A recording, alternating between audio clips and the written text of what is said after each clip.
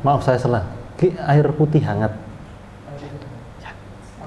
Jazakumullah khairan.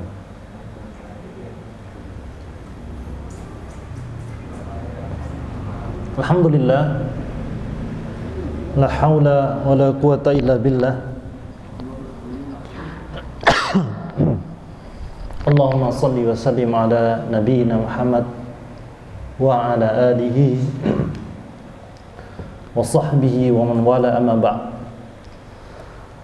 Jamaah Bapak Ibu, saudara-saudariku yang saya muliakan, yang saya cintai karena Allah, yang saya hormati. Kita melanjutkan pembahasan yang sangat penting, karena pembahasan ini adalah pembahasan pokok di dalam agama kita. Salah satu pembahasan pokok yaitu tentang halal haram. Kita nyampe kemarin ya, membahas di dalam babut ta'am, bab tentang makanan, otomatis minuman masuk di sana. Maaf ya. Bab tentang makanan, minuman terus otomatis masuk. Kita sudah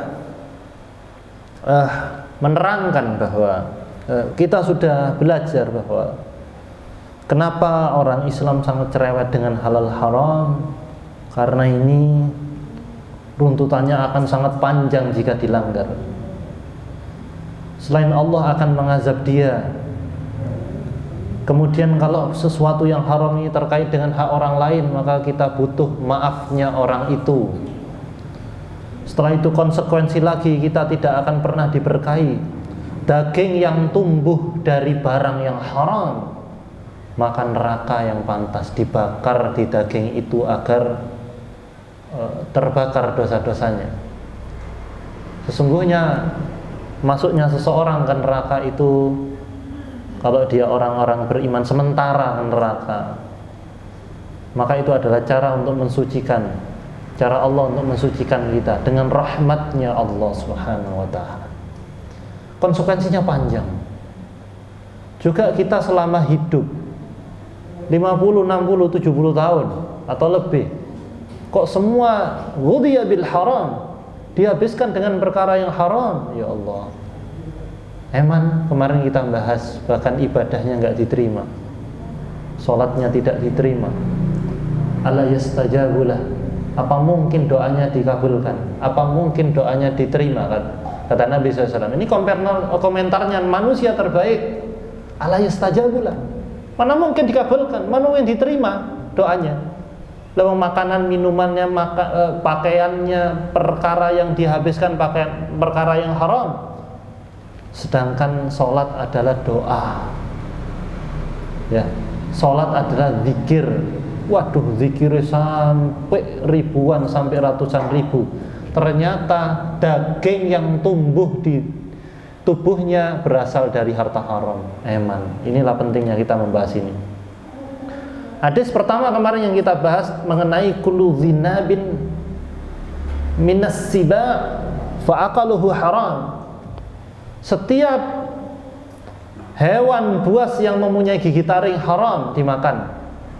Kita sudah membahas kaidahnya, kenapa kok bisa haram kebuasannya dan taringnya itu.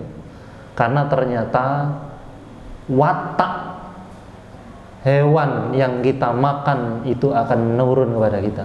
Sudah kita bahas itu ya. Termasuk kenapa diharamkan babi, itu akan nurun. Ya, kita belajar kemarin sedikit tentang bagaimana watak dasarnya babi itu. Tidak ada hewan yang homo kecuali babi. Ya. Maka tidak heran akan nurun kepada pemakannya. Diharamkan. DNA-nya dengan manusia sama enggak? Sama. Loh, medis itu loh tidak bisa menolak bahwa itu haram. Dan medis pun mengatakan kalau sampai memakan yang DNA-nya sama, bagaimana DNA-nya yang memakan? Rusak DNA-nya. Memakan kera tidak boleh, DNA-nya sama. mirip DNA-nya manusia, karena dua-duanya ini adalah hewan yang kemudian Allah kutuk. Sebenarnya dulunya manusia yang Allah kutuk itu jadi hewan, yang sekarang nyerang saudara kita itu. Makanya wataknya kayak gitu itu, kayak monyet begitu wataknya, pecicilan begitu ya. Lawan pengungsi tiba-tiba jajah begitu, tidak tiba-tiba, sudah direncanakan ratusan tahun ya. Makanya kalau wataknya kayak hewan gitu, makanya suka membantai, suka sakar PDW. Ini udah wataknya kayak gitu. Nah, baik. Sekarang kita nyampe ke dalam hadis ke 1098. Hadis dari Jabir radhiyallahu anhu, beliau mengatakan, naha Rasulullah sallallahu alaihi wasallam yauma Khaybar. Rasulullah melarang kami pada hari Khaybar, perang Khaybar ini, anil luhumil humuril ahliyah, yaitu melarang kami memakan keledai negeri. Maksudnya ini keledai peliharaan. Kemudian wa'dhan fi luhumil khail, dan beliau mengizinkan, membolehkan untuk memakan kuda. Kita tahu ya, kita kalau belajar sirah, perang Khaybar begitu melelahkan, otomatis logistik juga pontang-panting, suka bungkusan yang rawon, warung adoh, katanya medek kangkung digoreng ndak cukul, ya kan? Begitu loh. Ya, gimana ini makannya? Keledai mau dimakan dilarang, ndak usah, haram. Itu. Makanya sampai ada ahli hadis yang mutasyaddid, yang keras di dalam menentukan hadis ini dhaif, mau dhaif ini sahih, ini sangat keras kriterianya. Ada ulama hadis pinter, numpak keledai nggak diterima hadisnya. Nah, karena kurang zuhud, kurang wara. Nah, padahal boleh saja. Ya. Jangankan begitu. Ada ahli hadis pinter, hafalannya kuat, jujur, kok senengannya marung, dipertimbangkan hadisnya. Nah, ini yang mutasyaddid, ini ilmu hadis ya. Ala kulli hal, kita berlepas dari itu. Namun yang bagi kita kalangan awam kayak saya ini, ya haram dimakan, dimanfaatkan untuk yang lain. Keledai boleh dinaiki, boleh nggak? Boleh dinaiki. Juga dimanfaatkan untuk yang lain, misalkan apa ya? Selain untuk dinaiki, untuk angkutan, boleh juga. Pokoknya tidak boleh dimakan. Lah ini kurang terpaksa apa? Kondisi perang Khaybar begitu berkecamuk, menghabiskan energi, menghabiskan emosi, sampai kadang sebagian dari sahabat lelah, begitu luar biasa pikirannya. Kalau sudah Nabi bilang haram, nggak mau makan. Dan kemudian bagaimana dengan kita? Kondisi tidak terpaksa, diterpaksa-paksakan. Wah, itu kita ya. Dikandani nang anake, Pak, sama kok tombok togel ya Pak? Terpaksa nak ya? Terpaksa. Padahal penggawean lu akeh saja nih. Panjenengan teng warung nulungi kora-kora nih loh oleh buruan. Saya pernah dulu mahasiswa kayak gitu. Sok-sok nyapu dek ngorepe omahe Mas Andri ngono. Pasti kayak duit nang Mas Andri. Lah melas raine. Apa sama iya golek penggawean Mas Andri, walah Bubutono suket dikasih duit. Gampang nyari pekerjaan. Semua dibilang terpaksa. Kenapa korupsi Pak? Terpaksa, ini ibu mula njaluk kulkas 16 pintu. Subhanallah. Semua dibilang terpaksa. Padahal enggak terpaksa. Masih ada jalan lain. Wah, ini kurang apa berkecamuknya perang Khaybar, kate belai keledai nggak boleh sama ojo rek gitu. Nah, patuh nggak? Patuh nggak? Patuh lah, masa enggak ya? Waduh lah, sing senengane TikTokan gak guyu-guyu ya. Baik. Kemudian tapi Nabi memberikan izin, membolehkan sahabat nyembelih keledai. Memakan kuda, disembelih dulu, tunggu kuda urip buntutnya dicangkoti. Berarti ini dasar daging kuda halal, masih alot. Soalnya sate kuda ndek Kendal Paya itu alot, tapi halal. Lo daging kuda ya alot, tapi alotnya biasa. Ya kayak daging kerbau. Saya pernah makan daging kerbau di Jawa Tengah itu. Karena tidak terbiasa sapi, karena kurbannya pakai kerbau untuk menjaga perasaannya orang yang agamanya Hindu. Kan enggak mungkin di zaman itu, zaman dakwah ya, Islam minoritas ini. Kilo, tumpahan Tuhanmu tak beleh. Kan enggak mungkin begitu.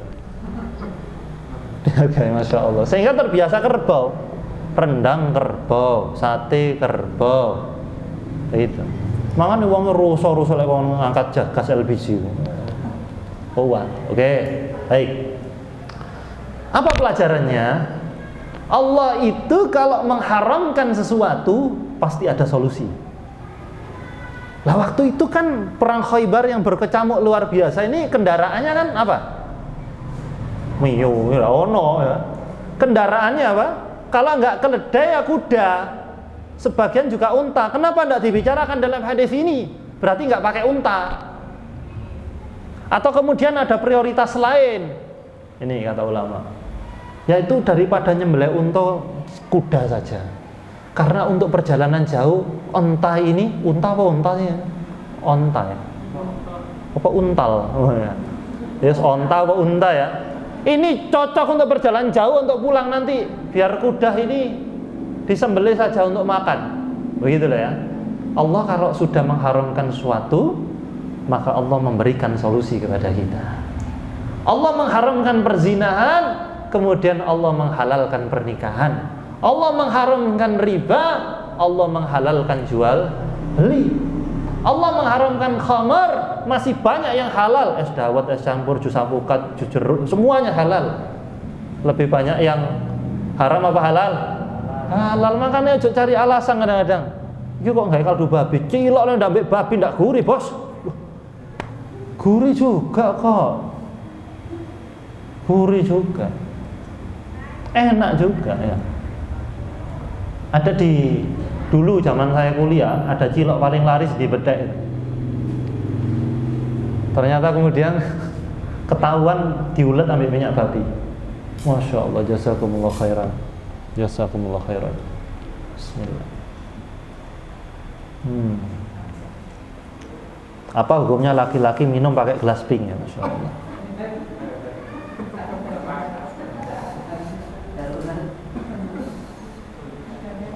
Enggak apa-apa. Insyaallah. Gitu ya. Jadi lucu juga orang itu kalau mencari alasan, mudah-mudah mencari dalil keterpaksaan untuk melakukan yang haram. Padahal yang halal lebih banyak daripada yang haram. Ya enggak? Ayo coba cari satu saja panjenengan. Contohnya apa yang haram? Apa contohnya? Apa Mas Dik? Mas Dik? Contoh. Coba makanan yang diharamkan oleh Allah secara tegas apa? Babi, anjing, perbedaan pendapat. Ya, makanan tidak disembelih tidak menyebut nama Allah. Ya nyari yang disebut nama Allah lebih banyak juga. Oke, baik. Ya, babi, ya apa? Iya. Daging impor, baik. Ada pertanyaan di ulama Tarim. Jadi saya kan tanya kepada teman-teman yang belajar di Yaman itu, baik yang di Son'a atau Tarim ya, utara atau selatan. Kita tahulah di sana rumput sedikit.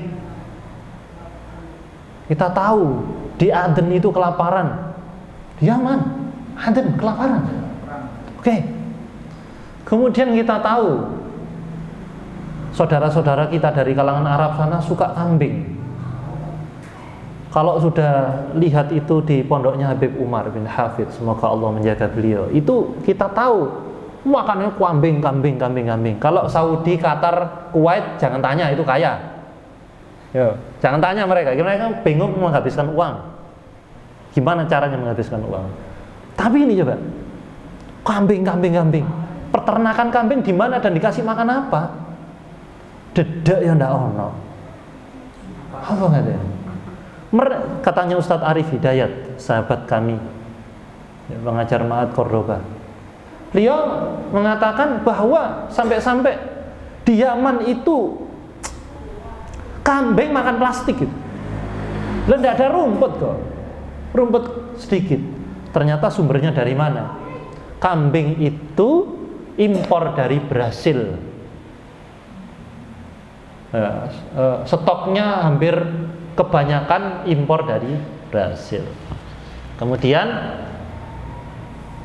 sebagian kalangan guru-guru dari Tarim, ya, dari Tarim, mazhab Syafi'i kewenceng pol ya, di sana luar biasa. Kalau panjenengan kepingin tahu fikih mazhab Syafi'i ke Tarim ya, bagaimana wanita-wanita Tarim itu, mereka bermadzhab Syafi'i, masya Allah. Sebagian mengatakan tidak mau makan daging impor yang dari Brasil itu. Oke. Kemudian sebagian lagi mengatakan boleh. Kenapa? Di Brasil agamanya apa? Nasrani. Sedangkan sembelihan orang ahlul kitab halal. Baik. Impornya dari mana dulu? Terus yang berikutnya, kalau diimpor dari negara yang mereka kalangan musyrikin, ya selain Yahudi dan Nasrani, ya, selain musyrikin, misalkan negara apa ya, India, ya, yang mayoritas Hindu, yang sedikit dari mereka Nasrani, kemudian sedikit dari mereka Islam. Nah, bagaimana hukumnya? Maka sembelihan orang musyrik haram. Loh kan masih ada peluang sedikit yang nyembelih orang Nasrani atau Islam. Baik. Kaidahnya begini. Itu kan pakai zon kita tidak bisa memastikan, oh daging yang ini disembelih orang Islam disembelih hijau. Oh sing iki Kristen disembelih kuning gitu. Kan enggak tahu kita. Kaidahnya idza jatama'al halal wal haram ghalaba al haram. Jika halal dan haram berkumpul, maka yang menang adalah yang haram. Baik, impornya dari mana? India misalnya, jangan dimakan. Ya. Impornya dari mana? Argentina, Peru, makan. Wallahu a'lam bishawab. Saya pakai pendapat yang kedua.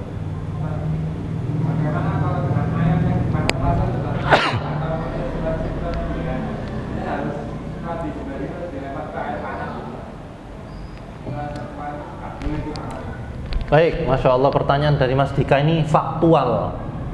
Ya. Bagaimana dengan ayam-ayam yang di pasar itu?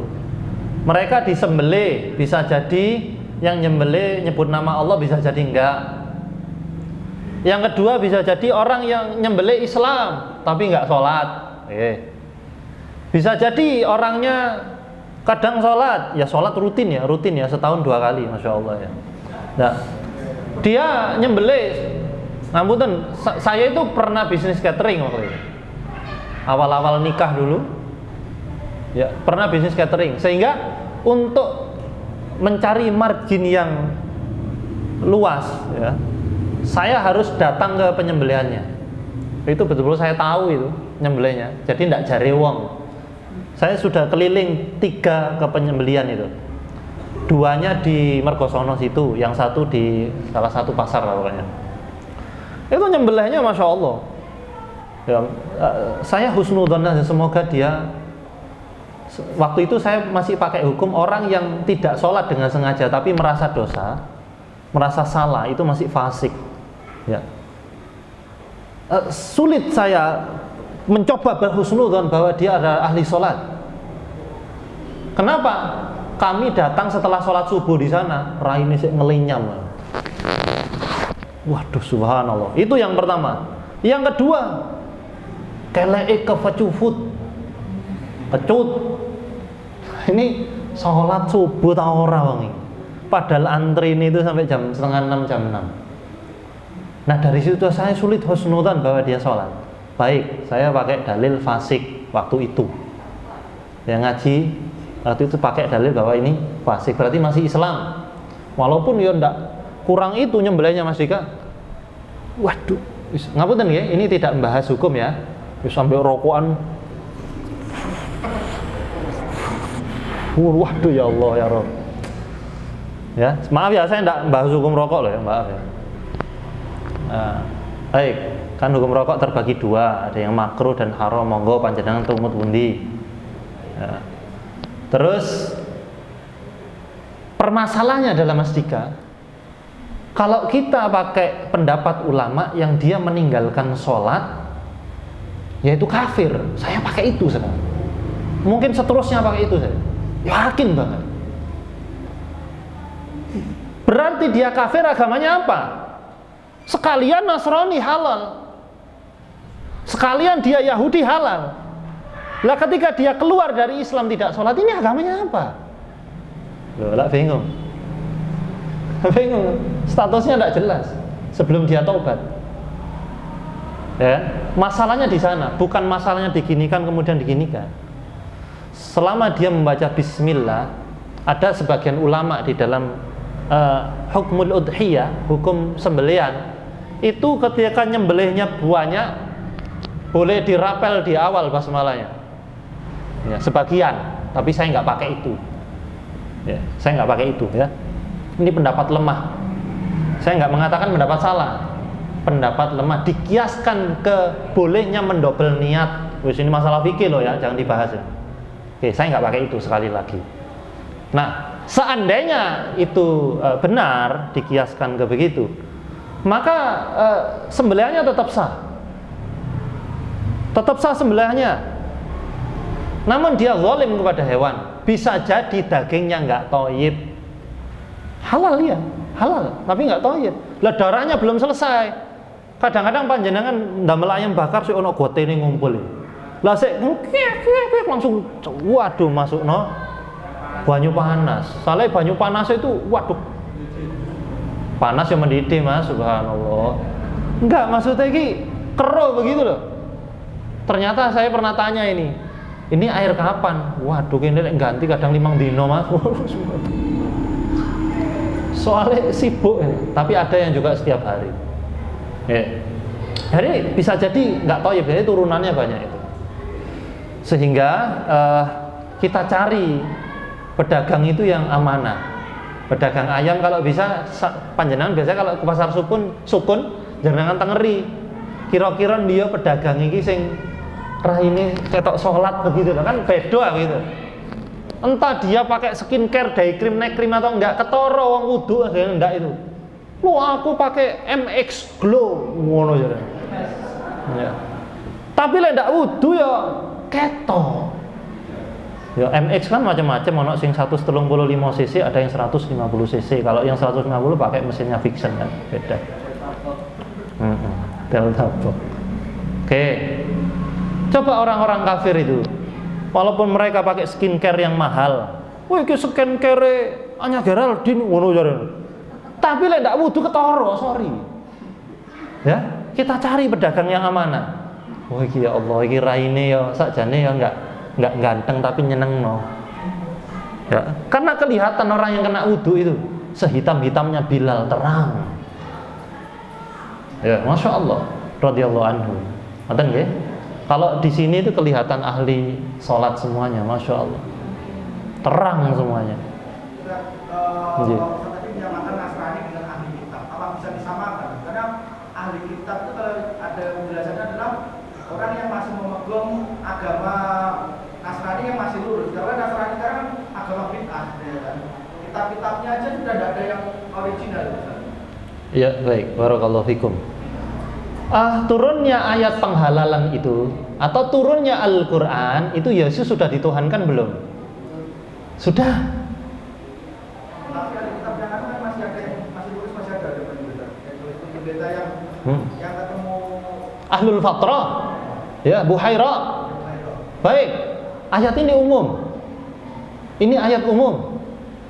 Sehingga keumuman ayat ini tentang ahlul kitab, ini juga kondisinya Yesus sudah dituhankan. Oke.